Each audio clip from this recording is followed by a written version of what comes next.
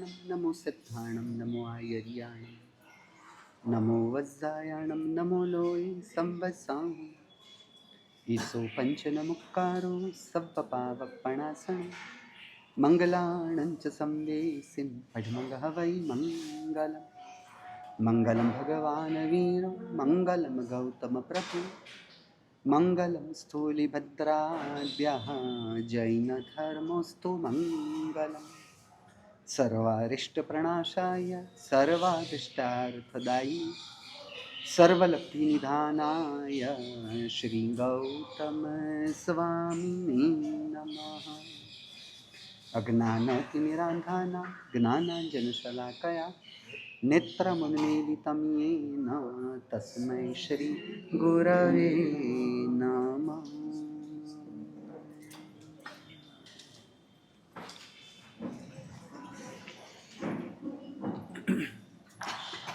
मैं को समझने का हमारा प्रयास चल रहा है।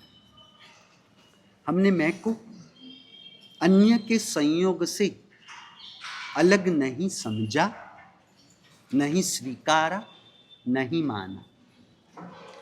हमने अन्य से जुड़े हुए ही मैं को ही अपना मैं माना। अन्य के संदर्भ में हम समझ रहे थे ना कि जगत को हम 4 विभागों में विभाजित कर सकते हैं। वस्तु जगत, व्यक्ति जगत, व्यक्तित्व जगत और विभाव जगत। वस्तु, व्यक्ति, व्यक्तित्व और विभाव। और इसके विपक्ष में हमारी दुनिया, आत्मा और आत्मा का स्वभाव। आत्मा से वस्तु जगत का विवेक किया जाएगा, आत्मा से दूसरे व्यक्तियों से विवेक बनता है और आत्मा से ही अपने व्यक्तित्व से विवेक बनता है। क्योंकि व्यक्तित्व परिवर्तनशील है और हम अपरिवर्तनशील एक रस रूप शाश्वत आत्मा है। तो आत्मा की जागृति से, क्योंकि हमारी आगे बात बार बार ये आएगी, आत्मा और आत्मा के स्वभाव की जागृति और विवेक में रहना। आत्मा और आत्मा के स्वभाव की जागृति और विवेक में रहना। जो जागृति और विवेक में अपने आप को रखती है आत्मा, उसका फल है समता। जागृति ज्ञान की क्रिया, विवेक दर्शन की क्रिया हुई और उसका फल हुआ समता व चारित्र की प्रक्रिया है। इसलिए आत्मा और आत्मा के स्वभाव की, आत्मा और आत्मा के स्वभाव की जागृति, अवेयरनेस, अलर्टनेस और विवेक, टू डिफरेंशिएट, तो उसका फल बनेगा समता। और समता का फल है आनंद। समता, उससे आनंद ही प्राप्त होता है। जब आत्मा जागृति में अपने आप को नहीं रखती, जब आत्मा विवेक में अपने आप को नहीं रखती, यानी बेहोशी से जो अविवेक में आत्मा ने अपने आप को रखा, जागृति का विरोधी हुआ बेहोशी, मूर्छित अवस्था। ये बेहोशी और ये मूर्छित आंखों के स्तर की क्रिया नहीं है। रमेश भाई यहां पर मूर्छित है तब उनकी आंखें बंद है, समझ रहे? जिनकी आंखें मूंदी हुई हो, आंखें मूंद ली है, और जिनको बाहर के बारे में कुछ भी नहीं पता चलता, उसे बाहर की बेहोशी कहेंगे। जब ज्ञान के चक्षु, जब जागृति के आंतर चक्षु न खुले हो, जब आंतर चक्षु बंद हो, तब उसे बेहोशी कहते हैं, आत्मा के स्तर की।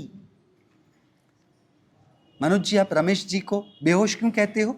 उनको खुद के बारे में कुछ भी नहीं पता, उनको खुद के बारे में कुछ भी नहीं पता, उनको खुद के बारे में कुछ नहीं पता, तो उनको बाहर के बारे में भी कैसे कुछ पता हो सकेगा? समझ रहे हो?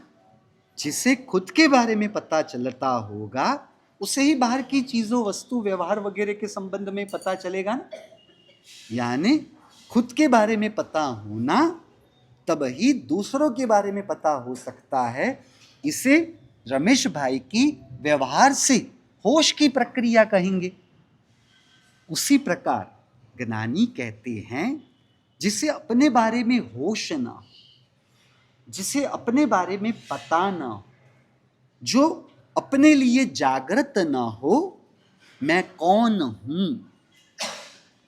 उस संदर्भ में जिसके पास भीतर के चक्षु खुले ना हो, ज्ञान के चक्षु खुले ना हो, उसे कहेंगे आंतरिक बेहोशी, आंतरिक आत्मा के स्तर की मूर्छित अवस्था। समझ रहे? खुली आंखें होने से बाहर के होश की प्रक्रिया है, भीतर के चक्षु, आंतर चक्षु, ज्ञान चक्षु, वह खुले रहने के लिए सत्संग की आवश्यकता रहेगी। और उससे जो आंतरिक जागृति, आंतरिक होश बनता है, उसे कहेंगे आंतरिक जागृति।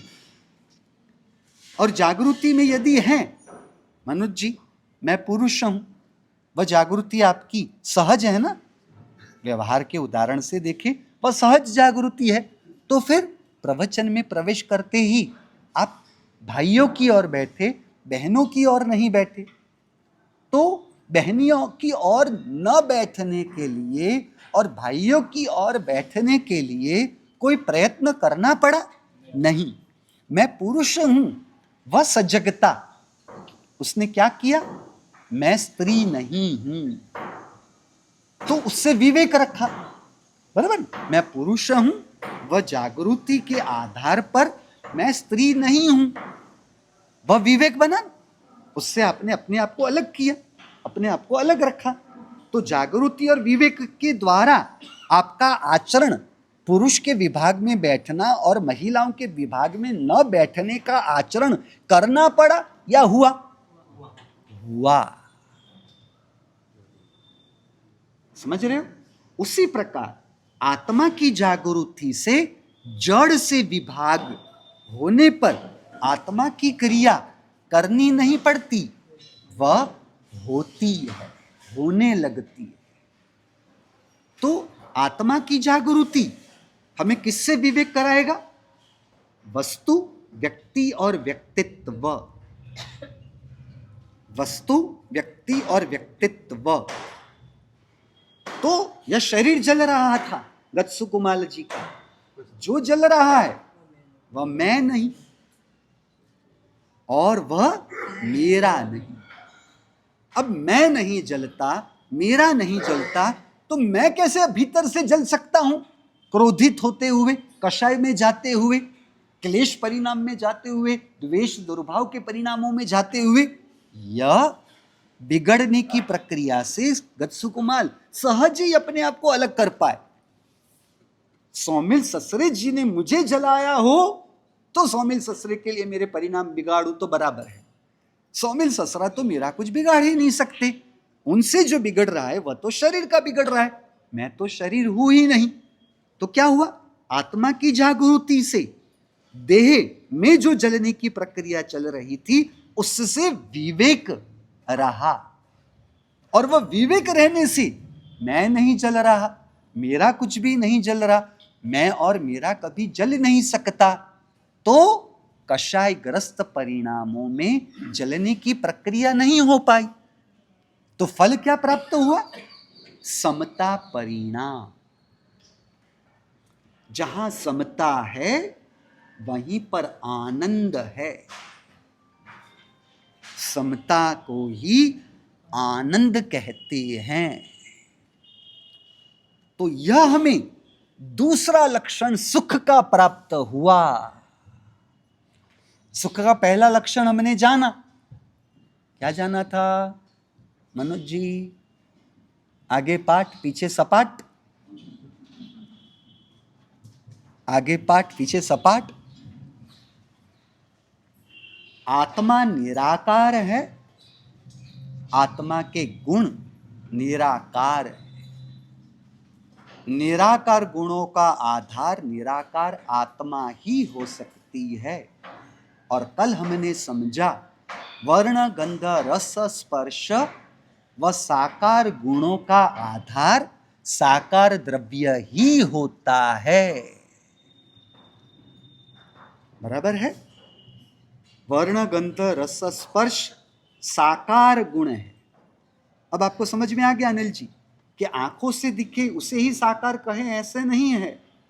साकार इंद्रियों से जो जाना जाए वह साकार द्रव्य है, और साकार इंद्रियों से जो जाना जाए वह साकार द्रव्य के साकार वर्ण गंध रस स्पर्श साकार गुण है।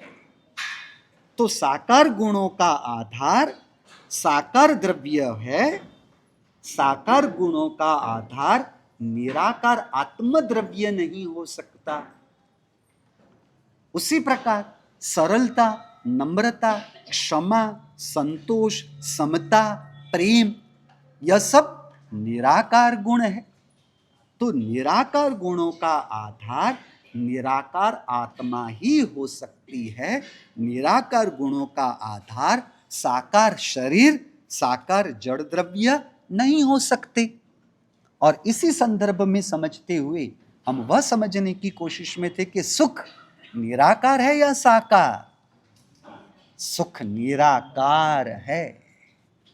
सुख निराकार होने की वजह से निराकार सुख का आधार साकार द्रव्य कभी भी नहीं हो सकता। निराकार सुख का आधार साकार पांच इंद्रिय के विषय, साकार संपत्ति, साकार बंगला, साकार पैसे, साकार गहने, साकार भोजन, मिठाई, समझ रहे हो, वह नहीं हो सकता। फिर भी हमें सुख भास रहा है, उसके बारे में हम सोचेंगे। तो निराकार सुख का आधार साकार पांच इंद्रिय के विषय या जड़ द्रव्य नहीं हो सकते। बराबर? निराकार सुख का आधार निराकार द्रव्य वह आत्मा ही हो सकती है। यह सुख का पहला लक्षण कि सुख निराकार है, और निराकार सुख का आधार साकार जड़ द्रव्य नहीं हो सकते। यह सुख का पहला लक्षण, यह सूक्ष्म लक्षण है। सुख का दूसरा लक्षण, सुख आनंद क्या है? तो उसका दूसरा लक्षण है अनाकुल आत्म परिणाम। उसे कहते हैं सुख, उसे कहते हैं आनंद। अनाकुल यानी जिसमें आकुलता व्याकुलता नहीं, जिसमें आकुलता व्याकुलता की पीड़ा नहीं, आकुलता व्याकुलता की अस्थिरता, आकुलता व्याकुलता की अशांतता, आकुलता व्याकुलता का क्षोभ, कंपन, वह नहीं हो सकता सुख। सुख के लिए कहा अनाकुल, यानी जिस प्रकार पूर्व में हमने जाना समझा था ना, योग्य का विरोधी शब्द बनाना हो तो अ लगा दो तो हमें विरोधी शब्द मिल गया, तो योग्य का विरोधी शब्द होगा अयोग्य। बराबर? यानी कॉन्सिक्वेंसेस, यानी व्यंजन से शुरू होने वाले शब्द, व्यंजन से प्रारंभ होने वाले शब्द का विरोधी शब्द बनाना हो तो अ लगाते हैं। क ख ग ग च छ ज ज ये सब क्या है? व्यंजन है। समझ रहे? कॉन्सिक्वेंसेस रूप में। और जो स्वर से यानी वॉवल्स, वॉवल्स से शुरू होने वाले जो शब्द होंगे तो उसके आगे अन लगा दे तो विरोधी शब्द हो जाएगा। तो आचार का विरोधी शब्द करना हो तो आचार के आगे अन लगा दो तो विरोधी शब्द हमें मिल गया अनाचार। आदर का विरोधी शब्द बनाना हो तो अन लगा दो अनादर। समझ रहे हो? उसी प्रकार आकुलता का विरोधी शब्द बनाना हो तो अनाकुल। अनाकुल। अब समझो, आकुलता व्याकुलता जड़ में हो सकती है? क्या होगा मनोज जी? आपके पास कोई आग लेके आए या आपके पास कोई नोकीला शस्त्र लेके आए, जैसे आपके करीब आएगा आप क्या करोगे? आप पीछे हट जाओ। समझ रहे हो? क्योंकि उससे आपको आकुलता है, मुझे तकलीफ होगी, व्यवहार उदाहरण, तो आप अपने आप को पीछे हटा दे। परंतु वही तलवार, नोकीला शस्त्र या वही आग इस लकड़े के पास लेके आओ, इस कपड़े के पास लेके आओ, उसमें ना कोई आकुलता है ना कोई अनाकुलता है। आकुलता व्याकुलता किसमें प्राप्त होगी? आत्मा में। समझ रहे हो? इसलिए आकुलता एक अपेक्षा से आत्मा में है तो अनाकुलता भी किसमें बनेगी? आत्मा में। तो आकुलता व्याकुलता रहित, आकुलता व्याकुलता रहित यानी अनाकुल, अनाकुल आत्म परिणाम, अनाकुल आत्म परिणाम को कहते हैं सुख, आनंद। समझ रहे हो? समता क्या है? समता क्या है? अनाकुल आत्म परिणाम। नरपत जी समझ रहे हो? ये सामायिक की महिमा क्यों बताई है? क्योंकि सामायिक यानी समता की क्रिया। समता क्या है? आत्मा का स्वभाव है। यानी सामायिक की क्रिया यानी आत्म स्वभाव की क्रिया। बात समझ में आ रही है? समता की क्रिया यानी आत्म स्वभाव की क्रिया। आत्मा के मूल स्वरूप में, आत्मा के मूल स्वरूप में आकुलता व्याकुलता है, मूल स्वरूप में है। कर्म के संयोग से विषय कषाय रूप आकुलता दिखने मिली। तो हमने परसों बात की थी ना, अग्नि के संयोग से आपको पानी में अभी गर्मी का अनुभव हो रहा है कि गर्म अनुभव हो रहा है, पर वो गर्म उसका स्वभाव है नहीं। उसका स्वभाव क्या है? शीतलता। तो शीतलता, शीतलता स्वयंभू है, शीतलता वो उसका स्वभाव है। पर जब अन्य द्रव्य का संयोग हुआ यानी आग का संयोग हुआ तो क्या हुआ? वो शीतलता दबी और गर्मी का अनुभव आपको छूने से हुआ। बराबर है? उसी प्रकार आत्मा रूपी पानी का स्वभाव तो समता है। आत्मा रूपी पानी का स्वभाव तो शीतलता रूप समता है। अग्नि के संयोग से पानी में आपको उष्णता का अनुभव हो रहा है छूने से, कर्म के संयोग से आत्मा में असमता के परिणाम बन रहे हैं। समझ रहे हो? क्रोध, मान, माया, लोभ, राग, द्वेष, यह क्या आत्मा के स्वभाव है? नहीं, या विभाव है। और ये कब होते हैं, कैसे होते हैं? कर्म के उदयों की असर में आत्मा आए, कर्म के उदयों की असर में आत्मा रहे, तब ही यह विषय और कषाय के भाव बनेंगे। आवाज मुझे भी सुनाई दी, आवाज आपको भी सुनाई दी, मेरा ध्यान वहां न गया, आपका ध्यान वहां गया,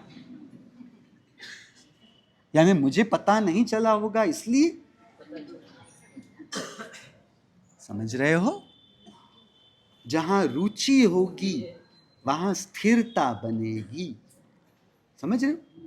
पिक्चर देख रहे हो और उस समय थिएटर के अंदर कई लोगों का प्रवेश भी चालू रहता है।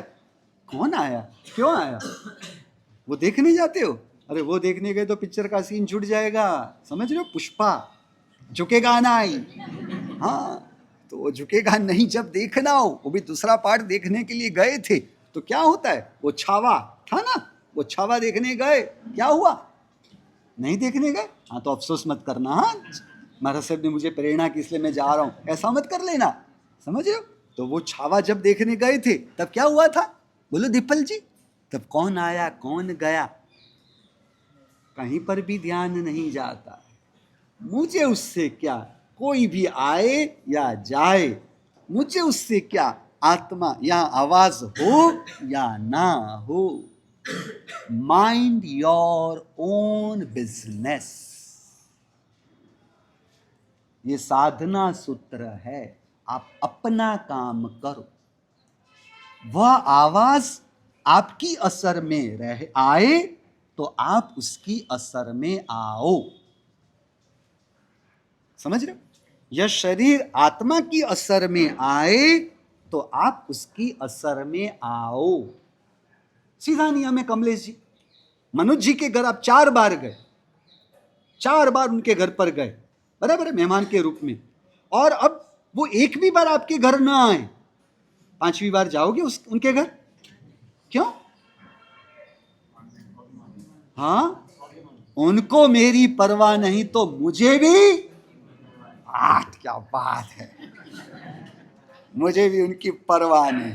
ज्ञानी यही कहते हैं, जिस जड़ की हम परवाह कर रहे हैं उस जड़ को हमारी परवाह कहां है, जिस कर्म की हम परवाह कर रहे हैं उस कर्म को हमारी परवाह है, जिस शरीर की, जिस संपत्ति की आप परवाह कर रहे हो, क्या उस शरीर को, उस संपत्ति को आपकी परवाह है।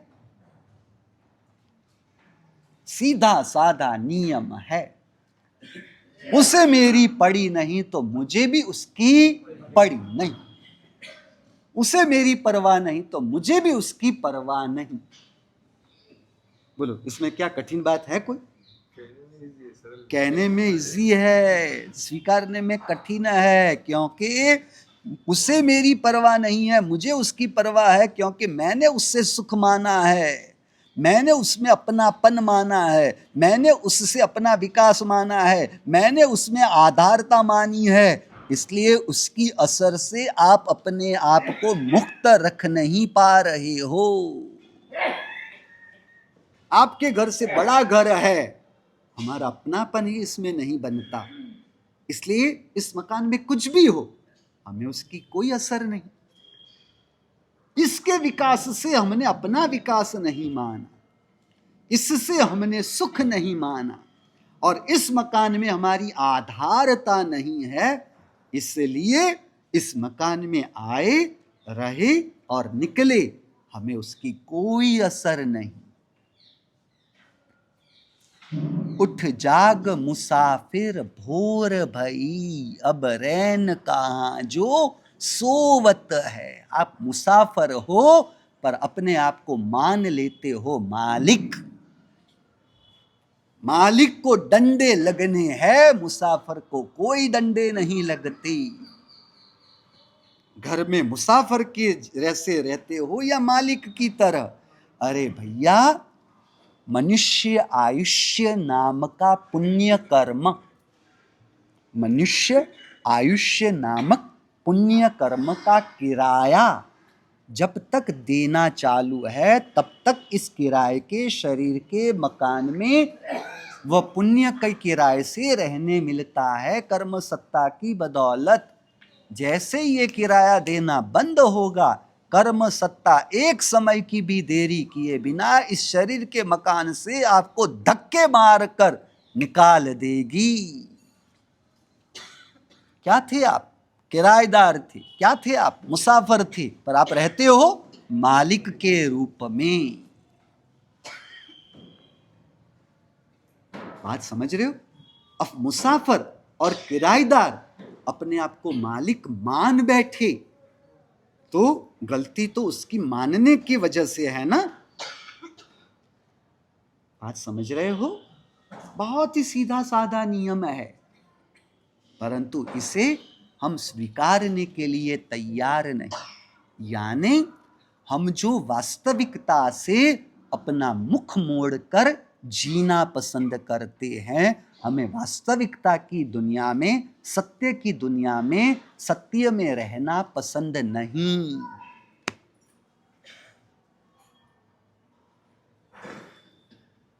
समझ रहे हो? बात समझ में आ रही है? अपनी मूल बात पर आ जाए।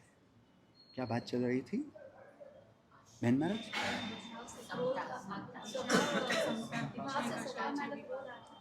यानी आत्मा के मूल स्वरूप में कोई विषय कषाय नहीं। क्या थी बात?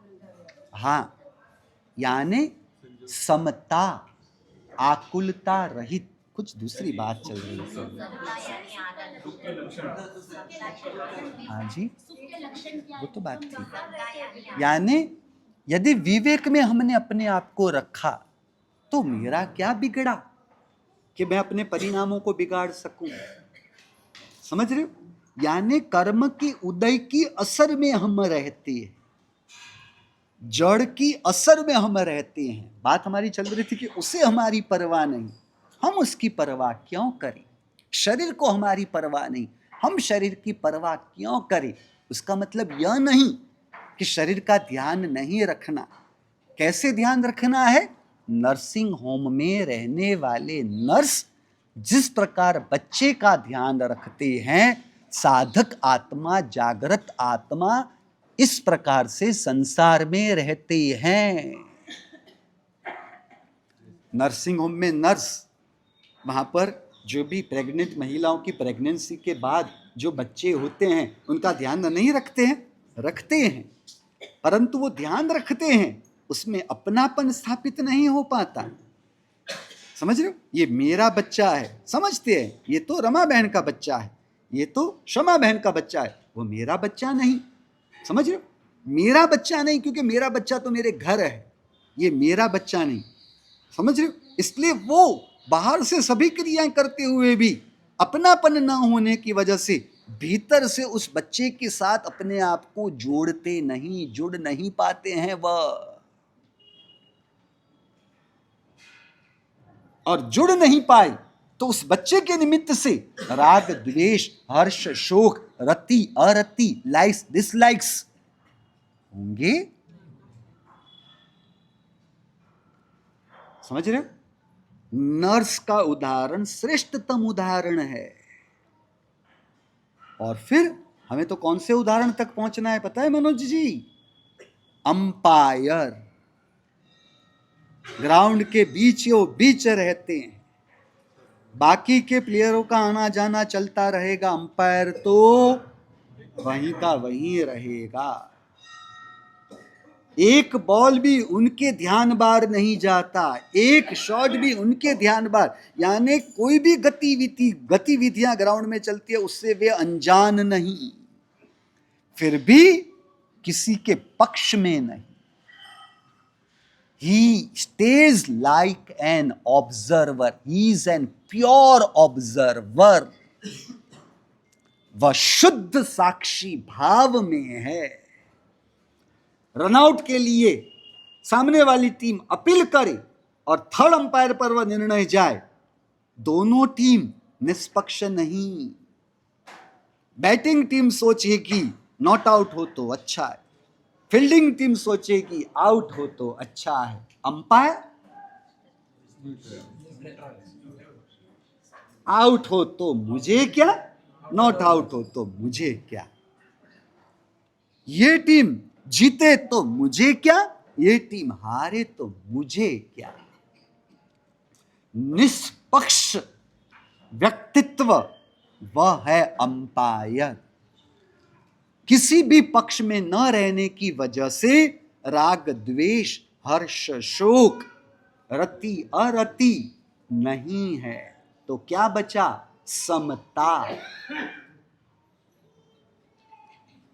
कुछ समझ रहे हो? आपके पास भी यही चाहिए, तीन प्रकार की जागृति और विवेक। जड़ और चेतन का निरंतर जागृति पूर्वक विवेक चाहिए। कहाँ गए विनोद जी? अभी गायब है। चार्टर्ड अकाउंटेंट को पूछो क्या होता है profit and loss account, liabilities and assets, ये विभाग रहते हैं। जो भी नुकसान होता है, खर्च होता है, सब लॉस के खाते में जाता है। जो भी मुनाफा होता है वो सब प्रॉफिट के हिस्से में जाता है। उसी प्रकार जड़ और चेतन।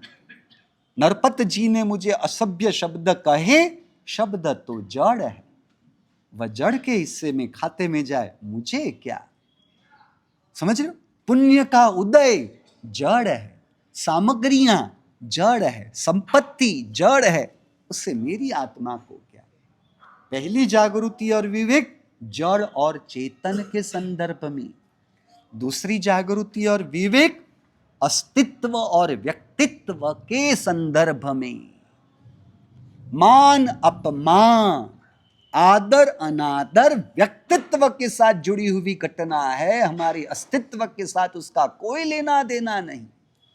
मान अपमान कर्म के उदय का फल है, कर्म के उदय का फल है। कर्म जड़ है, उसका फल भी जड़ होने से वह व्यक्तित्व के साथ जुड़ी हुई घटना है, मुझे उससे क्या? कर्म का उदय मेरी आत्मा पर कोई प्रभाव नहीं बता सकता। कर्म का उदय मेरे आत्मा की अवस्था पर ही अपना प्रभाव बताती है।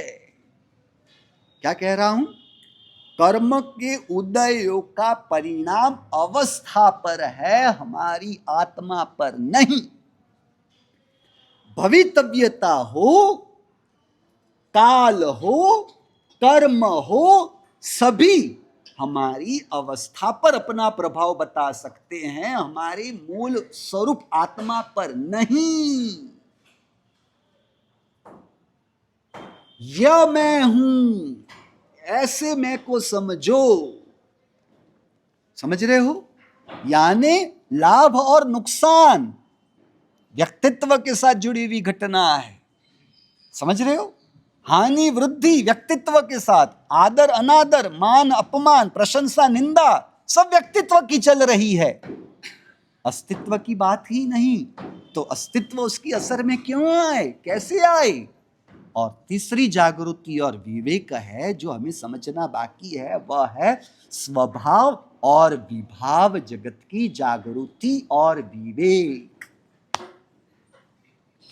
शुभ भाव में हम धर्म मान लेते हैं, शुभ भाव उसको हम धर्म समझ बैठते हैं। अशुभ भाव आत्मा का स्वभाव नहीं, तो शुभ भाव भी आत्मा का स्वभाव नहीं। आत्मा का स्वभाव तो समता है,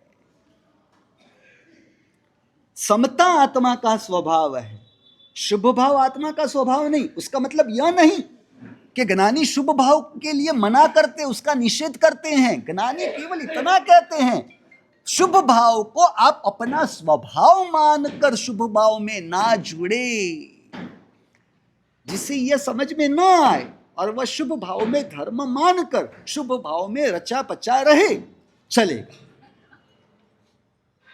समझ रहे हो क्या कह रहा हूं? जिसे यह तत्व समझ में ना आता हो और वह शुभ भाव को धर्म समझता हो, चलेगा। परंतु तत्व को समझने की बात जब आती हो, तब तो वस्तु को तो यथार्थ रूप से समझना तो पड़ेगा ही ना। समझ रहे हो? तो स्वभाव ज्ञान स्वभाव, स्वभाव दर्शन स्वभाव, स्वभाव समता स्वभाव, समता हमारा स्वभाव है। महिमा किसकी है? हमें शुभ भावों की महिमा है। धर्म हम किससे मान बैठते हैं? शुभ भाव से धर्म मान बैठते हैं। समता स्वभाव की महिमा और समता स्वभाव से धर्म कहां समझ रहे हैं हम? कुछ समझिए नरपत जी, परमात्मा के प्रति शुभ भाव आपके होते हैं भक्ति के, परंतु परमात्मा का जो समता स्वभाव है उसके साथ अपने आप को जोड़ते हुए, उस समता स्वभाव के साथ अपने आप को जोड़ते हुए अपनी समता स्वभाव के साथ जुड़ने की प्रक्रिया तो बाकी रह गई। क्या कह रहा हूं? आपने केवल परमात्मा के प्रति शुभ भाव बनाए, परंतु जिस परमात्मा के प्रति आपने शुभ भाव बताए वह परमात्मा कहां पर है? शुभ भाव में है या समता स्वभाव में है? परमात्मा तो समता स्वभाव में है। उस समता स्वभाव से अपने आप को जोड़ना था, कनेक्ट करना था, समझ रहे हो? और हमने आगे पहले बात बता दी, रिश्ता बराबरी वालों में होता है। परमात्मा समता स्वभाव में और हम शुभ भाव में ही अपने आप को रोक बैठे हैं, उसी को धर्म मान बैठे, समझ रहे हो? उसी को सर्वस्व मान बैठे हैं। बराबरी वालों में रिश्ता कहां होगा अनिल जी? शुभ भाव में रहते रहते समता आएगी, परंतु शुभ भाव को अपना स्वभाव माना, उससे धर्म माना, धर्म की पूर्णता मानी। हाँ, शुभ में से शुद्ध में आना पड़ेगा। नहीं, पर यह बात अलग चल रही है। वो कहते हैं कि शुभ भाव में रहते रहते ही तो शुद्ध भाव में जाएंगे ना। तो बहुत कठिन प्रश्न आ गया, तो मुश्किल ही हो गई। शुभ भाव में रहते रहते शुद्ध भाव में पहुंचा जाएगा। इसे खोलने के लिए हमारी जो कल की बात है वो अधूरी बात आगे चलानी है। आत्मा और मन का विवेक करना सबसे कठिन है। आत्मा और मन, इतना मन सूक्ष्म है कि उससे अलग करना वो कठिन हो जाता है, समझ रहे हो? और एक समान प्रतीत होता है। कांच का चूरा कर दो, पूरा पाउडर कर दो, और शक्कर का पाउडर कर दो, अलग कर पाओगे? अलग कर पाएंगे? दोनों को मिश्रित कर दिया, अब चींटी जैसी चींटी है ना, वो अलग कर सकती है, समझ रहे हो? और आपको अलग करना हो तो क्या करना चाहिए? क्या अलग नहीं कर सकते हो यार, इतने भी पता नहीं, आप भी इतने लल्लू हो यार। पानी में डाल दिया, हाँ देखो यहां से बात आ गई। देखो हमारे भाइयों में अक्ल होती है, बराबर, महिलाओं में अक्ल कितनी होती है ये तो पता चल गया, बराबर। मजाक कर रहा हूँ, कोई आपको अपमानित करने का भाव नहीं। पानी में डाल दोगे और मिश्रित करके हिलाने की प्रक्रिया करोगे तो शक्कर गल जाएगी, पिघल जाएगी, परंतु कांच का पाउडर वैसा का वैसा ही रह जाएगा। बात समझ में आई? अब क्या हो रहा है, दोनों एक समान प्रतीत हो रहे हैं। यहां तो उदाहरण को हम समझ रहे थे, एक समान प्रतीत होने की वजह से उससे अलग करना सबसे कठिन होता है। इसलिए आत्मा और मन को अलग करना सबसे कठिन है। स्वभाव और विभाव को अलग करना सबसे कठिन है। वस्तु जगत से विवेक करना, व्यक्ति जगत से विवेक। हाँ, नरपत भाई तो मुझसे अलग दिख ही रहे, समझ रहे? मेरी पत्नी मुझसे अलग दिख रही है, मेरा भाई मुझसे अलग दिख रहा है, मेरे माता पिता मुझसे अलग दिख रहे, मेरी संतान मुझसे अलग दिख रही है। व्यक्ति जगत से विवेक करना आसान है, व्यक्तित्व जगत से विवेक करना मुश्किल है, परंतु है, संभवित है, समझ रहे? क्योंकि आप जन्म से डॉक्टर नहीं थे, डॉक्टर बने। आप समझे? आप जन्म से व्यापारी नहीं थे, आप व्यापार में जुड़ने से व्यापारी बने। जन्म से अनिल जी ट्रस्टी नहीं थे, उम्र के बाद व्यवस्थापकों ने आपको स्वीकारा, आप जुड़े, तब ट्रस्टी बने। तो यह व्यक्तित्व को अलग करना आसान है मुश्किल, परंतु स्वभाव और विभाव का विवेक करना वह बहुत मुश्किल है, क्योंकि आत्मा और मन को अलग करना वैसा ही मुश्किल है। तो उसके संदर्भ में बात क्लियर करें, है हमारे पास कौन कि मेरे पास? क्या बात है, हमारे पास 15 मिनट है, 17 मिनट है, बराबर ना? हमारे पास कौन या मेरे पास? आत्मा चैतन्यमय, मन जड़। आत्मा चैतन्यमय होने की वजह से आत्मा निराकार है, मन जड़ होने की वजह से साकार है। समझते जाएंगे, चिंता मत करना, हाँ समझना। जिस प्रकार पिछले जन्म से हम शरीर लेकर नहीं आए, माता के गर्भ में हमें शरीर प्राप्त हुआ, शरीर से संयोग हुआ, बराबर। और मृत्यु के समय वो जो माता के गर्भ में शरीर के साथ हम जुड़े, वह शरीर मृत्यु के समय इसी जन्म में रह जाएगा, समझ रहे हो? यानी शरीर में संयोग वियोग है, उसी प्रकार मन हम पिछले जन्म से लेकर नहीं आ सकते, लेकर नहीं आए।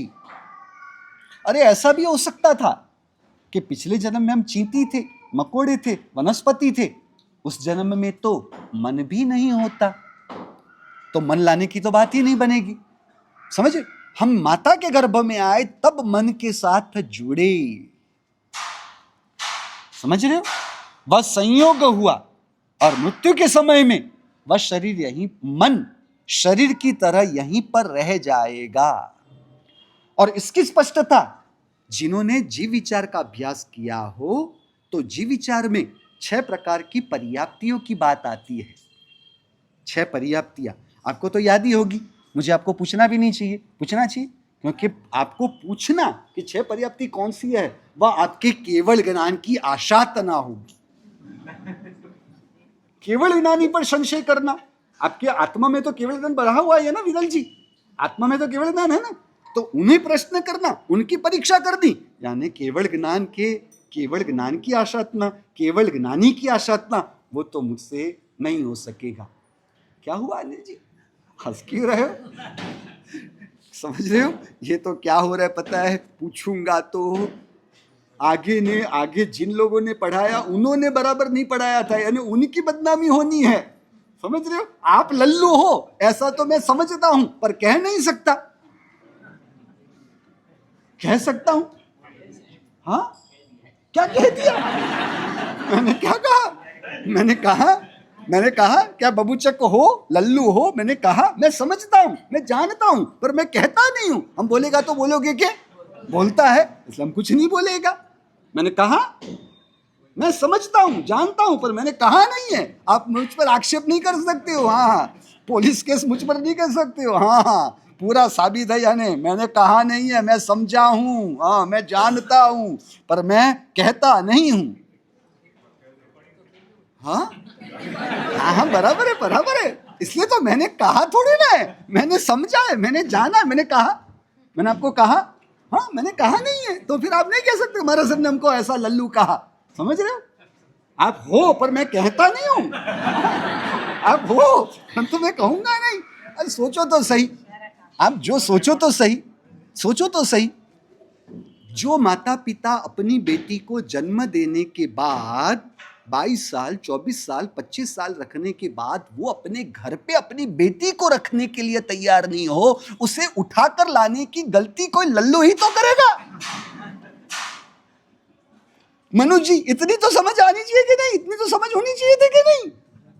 इतनी तो समझ रखनी थी। अनिल जी कहाँ थी वो? क्या बोलते हैं, चरने के लिए चली गई थी।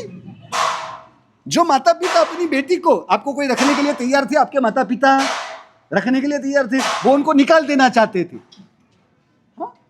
क्या टच कर रहे हो? हाँ, आप वैसे ही तो करो, ये पराई अमानत है, यानी वो अपने होते हुए भी उसमें उनको पराया मानते हो, तो वो पराये को आपने कैसे अपना मान लिया? ये लल्लू थे तभी तो ऐसा हुआ ना मनोज जी। क्यों, क्या हुआ? हाँ, मैंने कहा क्या उसका कोई उत्तर नहीं है। ये तो सरल सी बात है, कोई भी समझ सकता है। मैंने इसलिए दीक्षा ली, मैंने यही सोचा कैसे ऐसा कोई कर सकता है, कैसे कोई, मैं किसी की लड़की को उठा भी लूं और उसके पीछे जो पांजरापुर खड़ी हो उस पांजरापुर को संभालूं, फिर वो गौमूत्र साफ करना, गोबर साफ करना, ये सब कौन करे यार? इसलिए यहाँ पर आ गया। देखो कितनी मजा ही है कि नहीं मजा? आप सोचो तो सही, क्रिकेट में आपको फील्डिंग करना पसंद है या बैटिंग? बैटिंग करना पसंद है। देखा जाए हालांकि तो फील्डिंग में समय ज्यादा जाता है, बैटिंग के लिए थोड़ा सा, परंतु वो थोड़े समय के लिए भी बैटिंग मिलने वाली हो तो इंसान तो भी फील्डिंग करने के लिए तैयार हो जाता है। आपको पूछूं, संसार में शादी करने के बाद आपको बैटिंग करने का अवसर मिला? क्या मिलता है? फील्डिंग में पूरी जिंदगी खत्म हो जाती है, बैटिंग करने का तो मौका ही नहीं मिलता, अवसर ही नहीं मिलता। कमलेश जी मिला? हाँ, क्लीन बोल्ड हो। अरे क्या बैटिंग मिले तो क्लीन बोल्ड होगे? बैटिंग ही करने का अवसर नहीं मिलता है, फील्डिंग ही करते रहते हो, फिर भी समझते नहीं हो। मैंने ये सब समझा।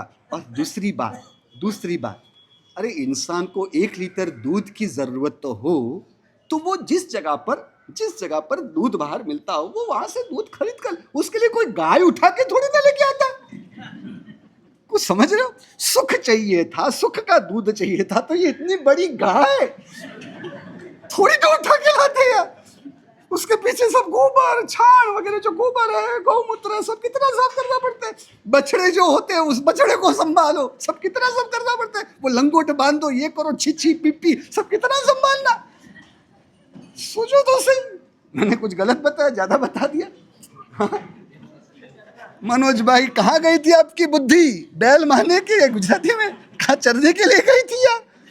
ये बात मुझे एक हमारे कल्याण मित्र बुजुर्ग थे और बंबई में पार्ला में चंदू भाई पंडित करके, जो चंदू भाई ने मुझे कहा कि परम मेरा नाम संसारी बने में जो था कि प्रफुल्ल ये इतनी बात हम समझ नहीं पाए, उस समय में जवानी के नशे में थे, समझ नहीं पाए कि 1 लीटर दूध चाहिए था, गाय उठा के लेके आए, पीछे बछड़े हो गए, गोबर साफ करो, गौमूत्र साफ करो और उसी के अंदर पूरी जिंदगी खत्म कर दो।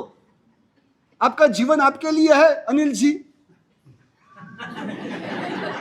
या गाय और बछड़ों के पीछे ही पूरी जिंदगी खत्म हो जाती है?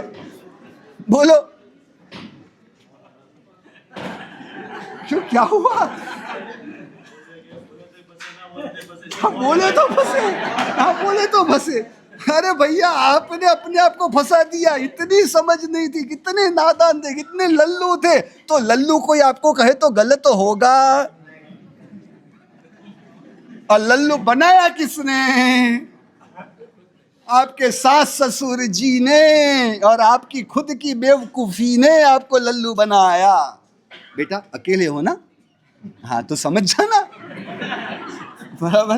बेचारा अकेला है, वो सपने देख रहे कि लक्कड़ के लड्डू ना खाए वो भी पछता है, उसे वो ना खाए तो भी पछता है, ना खाए तो भी पछता है, उसे दांत तोड़ नहीं है, समझ ही नहीं रहा है। अनिल जी सही राय दोगे उसे? हाँ सही है। क्या क्या गाय नहीं लाएगा? अरे होगा ही नहीं, कितने गायों के खाब देखता होगा। हाँ उसके सपने देख रहे होते हैं। अरे उसमें तो वो भी अक्कल नहीं है लड़कों में। तो आजकल के लड़के बहुत इंटेलिजेंट है, मुझे कई लोग कहते हैं बहुत होशियार होते हैं। अरे क्या लल्लू होशियार होते हैं? अपने घर पे माता पिता का रामायण महाभारत देखते हैं फिर भी नहीं समझते। हाँ उसी राह पर चलते हैं। किसके घर में माता पिता के रामायण महाभारत ना चलते हो बताओ? हमारे पास एक 13 साल का लड़का, माता पिता की इच्छा, माँ की इच्छा थी कि वो दीक्षा की भावना से आगे बढ़े, और हमारे पास एक अहमदाबाद से एक कपल आया था, एक दंपत्ति आए थे, और वो आपस में वो मीठी लड़ाई, आपको तो मेरी कोई कदर नहीं है, ये नहीं है, मेरे सामने ही हम इतना करते हैं फिर भी आप तो ऐसा ही करते हैं, आपको शिकायत, हम इतना सारा आपके लिए रसोई के लिए बनाए, ये नहीं बनाती हो, ये नहीं बनाती हो, तुम ये नहीं करती हो, ये नहीं करती हो, ये नहीं करती हो, यही सब आपको जब देखो तब ऐसे ही चलता है। अब वो लड़का बैठा था, 13 साल का लड़का, छोटा बेचारा, सुरेंद्र का लड़का, उसने कहा अरे मेरे घर में मेरी मम्मी भी मेरे पापा को यही कहती है। फिर मैंने कहा कि बेटा तेरे घर पे नहीं, हर घर पे हर मम्मियां अपने पापा को यही कहती रहती है। कुछ बात बराबर है? और इतना तो आपने लल्लू का काम किया, बराबर है, और फिर भी आपको वो अपमानित करते हुए उनको कोई संकोच नहीं होता। आपके बच्चों के देखते आपको इसमें कुछ पता नहीं चलता है, आप चुप बैठो तो ही अच्छा है। सुनने का मौका आया है नहीं आया? आप यानी उनके माता पिता, उनके मैके में आप जब गए हो, यानी आप अपने ससुराल में गए हो, आपके सास ससुर के देखते, आपके साली जी के बीच में ही आपको कुछ पता नहीं है, ये सब्जी बब्जी के बारे में आप ना बोलो तो वही अच्छा है, ये सब हमारी महिलाओं का विषय है, आपको कुछ पता नहीं चलता। ऐसा होता है ना? तो आपको कुछ पता नहीं चलता, आप इस बारे में चुप बैठो तो अच्छा है, यानी वो आपको चुप ही करना चाहते हैं ना? हाँ चुप ही है, समझ रहे हो? आपको उस समय ये कहना था, हाँ पता होता तो तुझे उठाने की सबसे दुनिया यानी इस भाव की सबसे बड़ी गलती मुझसे नहीं होती। कमलेश जी इतना सब समझने के बाद नियम लेना है कि अगले जन्म में शादी नहीं करूंगा। हाँ क्या मन आगे नहीं जाएगा? अरे भैया, मन भले ना जाए, परंतु आपको पता नहीं, ये नियम लेती है तो क्या होता है पता है? मुझे अगले जन्म में शादी नहीं करनी है, शादी नहीं करनी है, शादी, मैंने नियम लिया है, नियम लिया है, नियम लिया। तो वो संस्कार है ना, अंतरात्मा में आपके अगले जन्म में आएगी, और उस समय मेरा प्रवचन जैसा ही सुनोगे, या ये बात सुनी हुई है, चलो जाति स्मरण ज्ञान हो जाएगा, यहाँ बेल्लारी का प्रवचन याद आ जाएगा, और आप दीक्षा के लिए तैयार हो जाओगे। बोलो, लेनी है नियम, बाधा लेनी है, अगले जन्म में शादी नहीं करने की बाधा लेनी है? हाँ, क्या अकेले? अरे सबके बीच में बात किया तो सबके बीच में ही हो ना। और आपको पता नहीं, आपके साथ कई लोग सामूहिक, हमारे अभी सामूहिक एमबिल चल रहा है, तो सामूहिक ये नियम लेना है। जीतू जी तैयार हो? मनोज जी तैयार हो? हाँ, तहती देखो ये तैयार है, आप तैयार हो? अनिल जी तैयार हो? सुरनमल जी तैयार हो? अगले जन्म में भी ये बाल कम करवाने हैं। हाँ, वो कहते हैं हमारे से अगले जन्म में भी बाल कम करवाने हैं।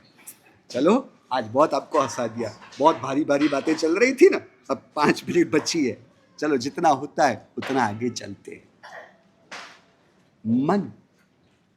मन जीव विचार 6 पर्याप्तियां, आहार, शरीर, इंद्रिय, श्वासोश्वास, भाषा और मन। समझ रहे? तो मन पर्याप्ति की प्रक्रिया एक है जिससे हम मन बना सकते हैं, और उससे मन बनता है। यानी मन वह जड़ है, पिछले जन्म में से लेकर आए नहीं, पिछले जन्म से लेकर नहीं आए तो अगले जन्म में वह साथ में नहीं आएगा। आत्मा में ऐसा कुछ नहीं कि पिछले जन्म में ना हो और इस जन्म में हुआ हो, आत्मा में ऐसा होता नहीं। दूसरी बात, मन वह कर्म के उदय का फल है, कर्म के उदय से मन मिलता है, क्योंकि जड़ है। हर एक जड़ के साथ हमारा संयोग जड़ कर्म के उदय के फल स्वरूप ही है। समझ रहे? आत्मा चैतन्यमय है, निराकार है।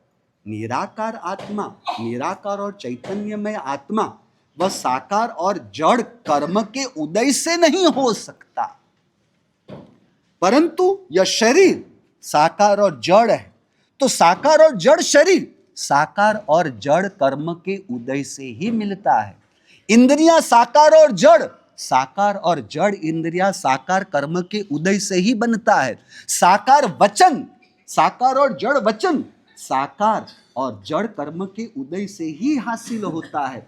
उसी प्रकार साकार और जड़ मन साकार और जड़ कर्म के उदय से ही मिलता है। और बहुत सीधा साधा नियम आपको बता के हम वहां पर रुकेंगे। शरीर कर्म के उदय से मिला, समझ रहे हो? शरीर साकार और जड़ है, और वह साकार और जड़ कर्म के उदय से ही मिलता है। इतनी बात समझ में आई? अब बहुत सीधा नियम है। तो साकार और जड़ कर्म के उदय से साकार और जड़ जो शरीर मिला, उस साकार और जड़ शरीर से जो भी होगा उससे वापस साकार और जड़ कर्म का बंध ही होगा। बहुत सीधा साधा नियम है। साकार और जड़ कर्म के उदय से मिलने वाला साकार और जड़ शरीर, उस साकार और जड़ शरीर से जो भी होगा उससे वापस साकार और जड़ ही प्राप्त होंगे, कर्म का बंध होगा। सामान्य से उदाहरण देखो, आप कपड़े के व्यापारी हो नरपत जी, उदाहरण के रूप में, तो क्या कपड़ा आपके घर में बनता है? नहीं। बाजार, कंपनी, फैक्ट्री जो भी हो, मुझे नहीं पता उसके लिए क्या शब्द प्रयोग होता है, तो कारखानों से पैसे लेकर कपड़े आए तो वो कपड़े जाएंगे, फिर से वो पैसा दिला के जाएगा। कुछ समझ रहे हो क्या कहना चाहता हूं? पैसों से कपड़ों की खरीदी हुई तो उसे बेचोगे, वापस पैसे आएंगे। साकार और जड़ कर्म के उदय से शरीर आया, समझ रहे हो? साकार और जड़ कर्म यानी पैसे, उससे शरीर यानी कपड़ा आया, तो उससे जो भी क्रिया होगी उससे वापस साकार और जड़ कर्मों का बंध होता है।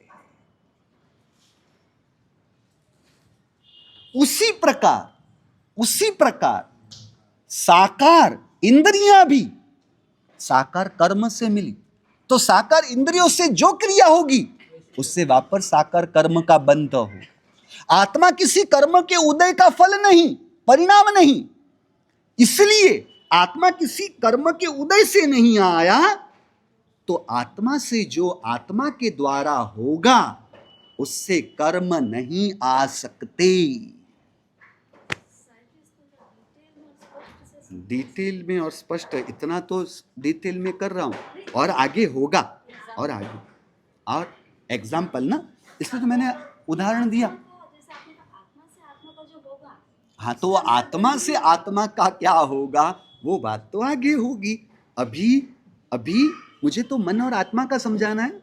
आत्मा के द्वारा जो आत्मा का होगा, तो आत्मा की क्रिया को पहले समझना पड़ेगा ना, आत्मा की क्रिया को समझनी पड़ेगी ना। हमने आत्मा की क्रिया को समझी कहां?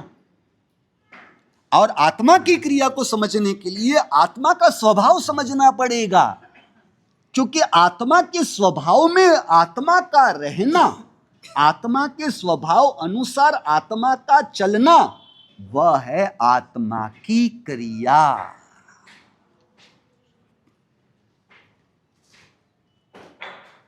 कुछ समझ रहे हो? क्रोध कर्म के उदय से है, समता कर्म के उदय से है, गर्मी अग्नि के संपर्क से है, पानी की बात, परंतु शीतलता किसकी सहाय से, किसकी मदद से? स्वयंभू है। उसी प्रकार क्रोध यानी गर्म, पानी यानी आत्मा, तो गर्मी स्वयंभू चीज नहीं, स्वाभाविक वस्तु नहीं, अग्नि के संपर्क से, परंतु शीतलता पानी का स्वभाव होने से, किसी अन्य के संयोग या मदद से नहीं। समता आत्मा का स्वभाव है, वह किसी कर्म के उदय का फल नहीं। तो उस आत्मा के स्वभाव में आत्मा का रहना, यह होगा आत्मा की क्रिया।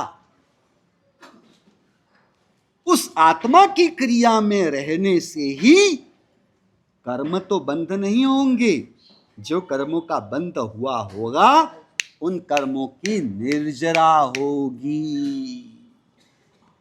अपने बीच में जो बात चल रही थी, सुख अनाकुल आत्म परिणाम, तो समता उसमें ना तो आकुलता है ना तो व्याकुलता है।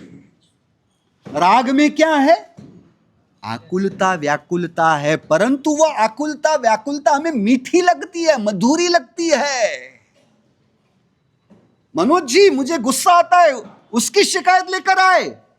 मुझे जीतू जी के लिए, नरपत जी के लिए द्वेष आता है, उसके लिए शिकायत लेके आए। उसमें से बाहर निकलने का उपाय आप मुझे पूछने के लिए आए।